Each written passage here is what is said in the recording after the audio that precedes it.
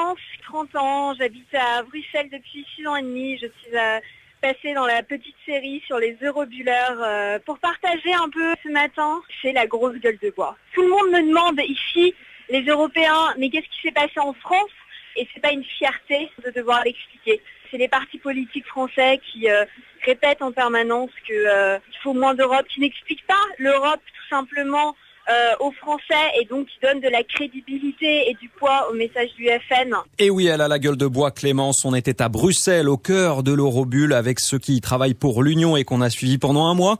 Hier, cette jeune Française a vécu la soirée des élections européennes depuis le Parlement et elle a donc constaté ces percées des partis europhobes au Danemark, en Hongrie, en Angleterre, en Italie et donc en France avec le FN à près de 25% des voix.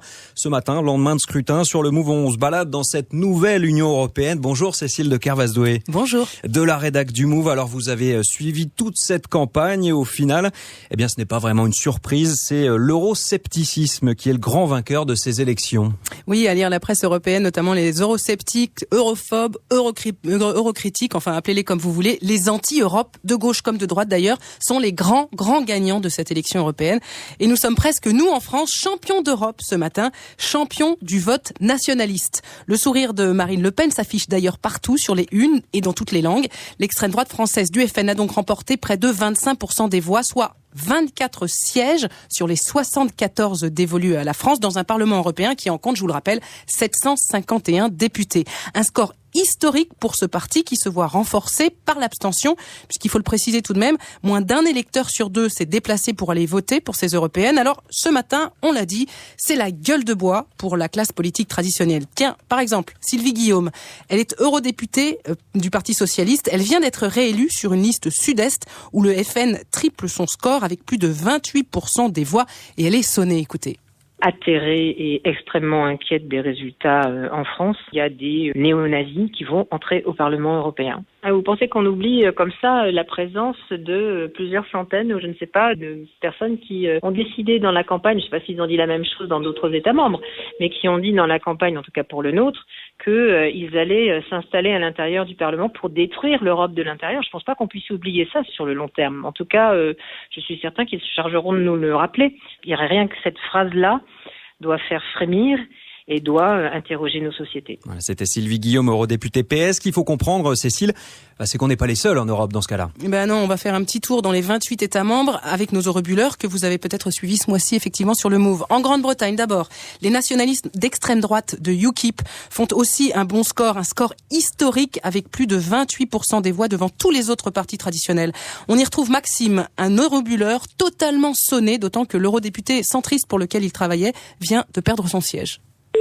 Bonsoir, Maxime Caligaro, j'ai été interviewé pour l'émission sur les Eurobuleurs. Je suis assistant parlementaire, je travaille pour un député britannique. Travaillant pour un Anglais, j'étais habitué à être vu comme quelqu'un qui travaille pour les mauvais élèves de l'Europe. Et ce soir aussi, en tant que Français, je ressens bien qu'on nous regarde du coin de l'œil. Et donc voilà, je pense que la France, comme le Royaume-Uni, va se retrouver complètement isolée en Europe. C'est surtout les gouvernements nationaux qui ont été sanctionnés.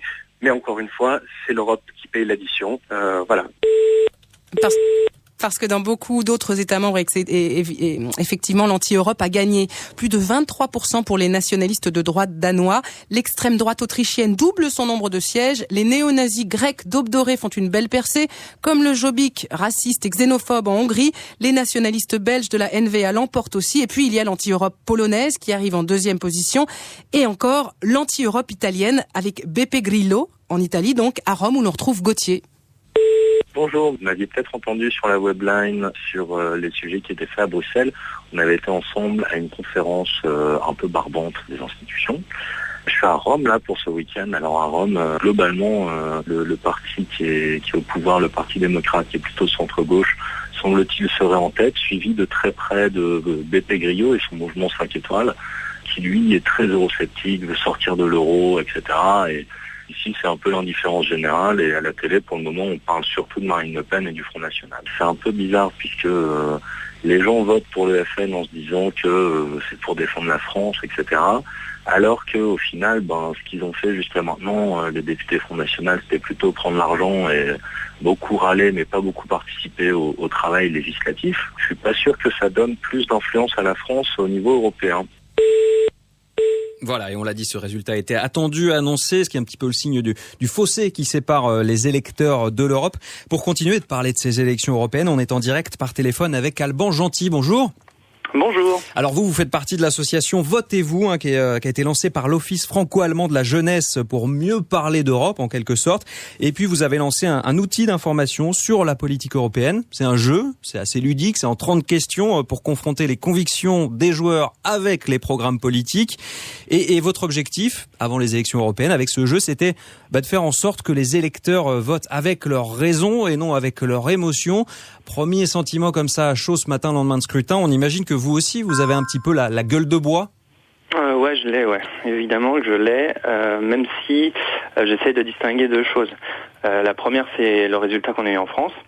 Bon, ça, évidemment, tous les électeurs qui ont voté en France, ils n'ont pas tous été voir notre site et les réponses des partis et comparer leurs opinions avec celles des partis. Ouais, c'est peu de le dire, 57% d'abstention, juste le simple chiffre de ceux qui ne se sont pas déplacés. Ouais, c'est énorme. Mais bon, là, il y a un point positif, c'est quand même que ça monte. Donc ça veut dire que les gens peuvent quand même encore s'intéresser. Nous, notre espoir, c'est ça, c'est qu'il faut donner de l'information pour que les gens aillent voter. Parce que sans information, ils réagissent avec le ventre, comme tout le monde. Ils votent contre et pas constructif. Cécile de Carvasdo a une question pour vous. Oui, et justement, par rapport à l'information, qu'est-ce que vous avez pensé justement de l'information sur l'Europe ? Est-ce que c'est ça la cause finalement de ce vote anti-Europe ? C'est un manque d'information ? On le dit toujours en fait, ça fait déjà beaucoup de mois qu'on le dit, même d'années qu'on le dit, sauf que le discours dans les médias et par les partis politiques ne change pas. Moi je suis en Allemagne en ce moment et on voit la différence. En France, les médias parlent de la France tout le temps, l'Europe c'est toujours le mauvais élève et n'explique pas. Il y a un manque d'explication de ce qui se passe. Et on le voit bien ce matin, tous les commentateurs, on entend partout, mais le Front National, de toute façon, le vote ne sert à rien, parce qu'ils n'auront pas de poids au Parlement assez fort, ils pourront pas créer de groupe politique, donc pas travailler, pas faire de rapport, etc. Donc ça, il aurait fallu le dire avant, pas ce matin. Et ça c'est vraiment énervant, c'est frustrant pour nous, parce que c'est ça, la démarche, c'est qu'on voit qu'il manque de l'éducation civique en France. Les cours pour les jeunes, où est-ce qu'ils sont ? Comment c'est possible que 35% des gens de mon âge votent Front National ? Moi, ça me rend fou. C'est la faute peut-être très largement, vous dites un manque d'éducation, un manque de programmes européens dans les cours. Vous parliez aussi des responsables politiques, justement, on va les écouter parce que c'est eux qui ont fait la soirée des élections européennes hier. Ouais. Vous propose un petit résumé sonore de ce qui s'est dit hier soir sur les plateaux télé et sur les radios. Le peuple souverain a parlé, haut et clair, comme dans tous les grands moments de son histoire. Notre peuple exige une seule politique, la politique des Français, pour les Français, avec les Français. Ils ne veulent plus être dirigés du dehors. Pour moi, la France est entrée en éruption volcanique et ça commence par une pluie très acide. Aussi longtemps que la gauche, ça restera l'Élysée, François Hollande, la règle des 3%, que l'Europe, ce sera les oligarques, l'autosatisfaction et le mensonge permanent, eh bien nous irons au désastre. Le moment que nous vivons est un moment grave, très grave. Vous avez exprimé un profond scepticisme. Oui, nous vivons une crise de confiance, mais il faut en sortir. Jamais l'extrême droite ne fait des scores plus importants que lorsque la gauche est au pouvoir. Autant vous dire que la réaction de Manuel Valls m'a paru en profond décalage. Non, ça ne va rien changer au niveau européen. C'est une escroquerie totale. Voilà, dans l'ordre, c'était Marine Le Pen, Jean-Luc Mélenchon, Manuel Valls, Jean-François Copé. Et puis, il y avait à la fin José Bové qui disait quelque chose de très fort. Alban Gentil, une réaction à tous ces messages, à tous ces discours qu'on a entendus hier soir ? Mais oui, parce que là, ce qu'on entend, c'est les réactions après les élections des partis. Mais la chose qu'on oublie, c'est que ces partis n'avaient pas de programme pour les européennes. Tous. Ça, au moins, c'est clair. Que ce soit le Front National, le PS, l'UMP, ils n'ont pas publié de programme. Et ça, vous l'avez vu, vu effectivement avec Votez-vous, parce que vous êtes allé directement voir les partis, directement leur poser des questions très précises, parce que moi j'ai fait le jeu, des 30 questions, elles sont très précises. Il y en a sur l'euro, il y en a sur l'Ukraine, il y en a sur l'élargissement, il y en a même sur le mariage homosexuel, etc. Un vrai programme pour les européennes, quoi. Et alors, qu'est-ce que vous avez remarqué ? On a remarqué qu'ils avaient du mal à répondre. Et ça, c'était l'enseignement le plus fort. C'est que les partis aujourd'hui en France, quand on leur pose des questions sur l'Europe, ils n'ont pas de position claire. Et ça veut dire que ça leur fait peur. Ils ont peur, ils sont pas intéressés parce qu'ils pensent que ça ne plaît pas aux électeurs. Et c'est là le problème peut-être de base. Et c'est pour ça que les électeurs votent de façon contestataire. Il faut pas s'étonner après. C'est ça. Et c'est ça. Allez voir sur le site internet les positions des partis. Et ça, c'est intéressant. Même le Front National. Est-ce que les 25% de gens qui ont voté pour lui pensent vraiment comme le Front National ? Je suis vraiment pas sûr. J'espère en tout cas.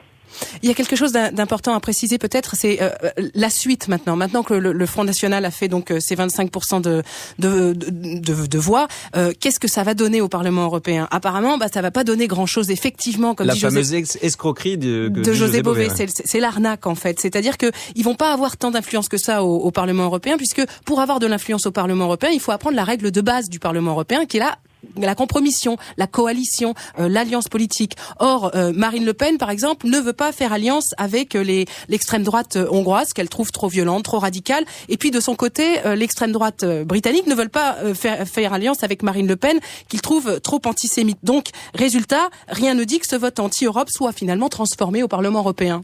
Alban Gentil, voilà, c'est la suite. La suite, ça va pas vous décourager, ces résultats? Ça va pas vous...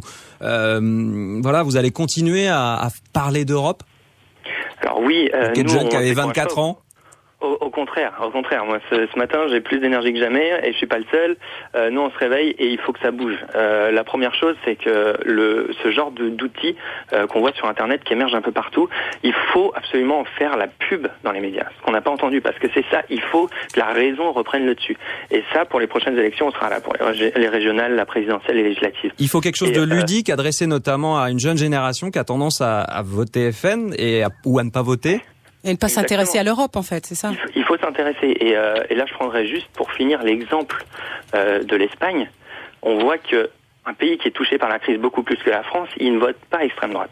Donc il y a quelque chose. Et la jeunesse, là-bas, elle s'est engagée dans le mouvement du 15 mai, et a fait quelque chose de constructif. Les indignés. Les indignés. C'est Stéphane Hessel. Enfin, c'est un Français qui a lancé ça.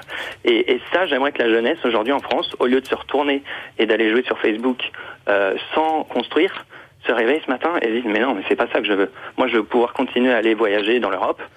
L'Europe, c'est positif, et l'Europe, on y fait de la politique. C'est pas juste une poubelle de la contestation. Eh bien, le message est passé. Merci beaucoup, Alban Gentil de l'asso Votez-vous d'être passé par le 7-9 ce matin pour commenter ces résultats des élections européennes. Merci aussi à Cécile de Kervasdoué pour tout ce dossier préparé avec Claire Chaudière. Et puis tous les témoignages comme celui-ci. Moi, ce qui m'inspire, ce résultat, c'est quand je repense au 21 avril, j'avais 17 ans, j'étais allée manifester dans la rue contre le FN. Et j'ai envie de dire ce matin, allez manifester encore, sortez dans la rue et montrer au monde, montrer à l'Europe qu'on partage encore d'autres valeurs, qu'il y a aussi l'abstention qui a énormément joué, que la France n'est pas que ces 25%. Il faut montrer un autre visage de la France pour essayer de sortir de ce résultat honteux. Voilà, tous ces témoignages donc comme celui de Clémence sont à retrouver sur le move.fr.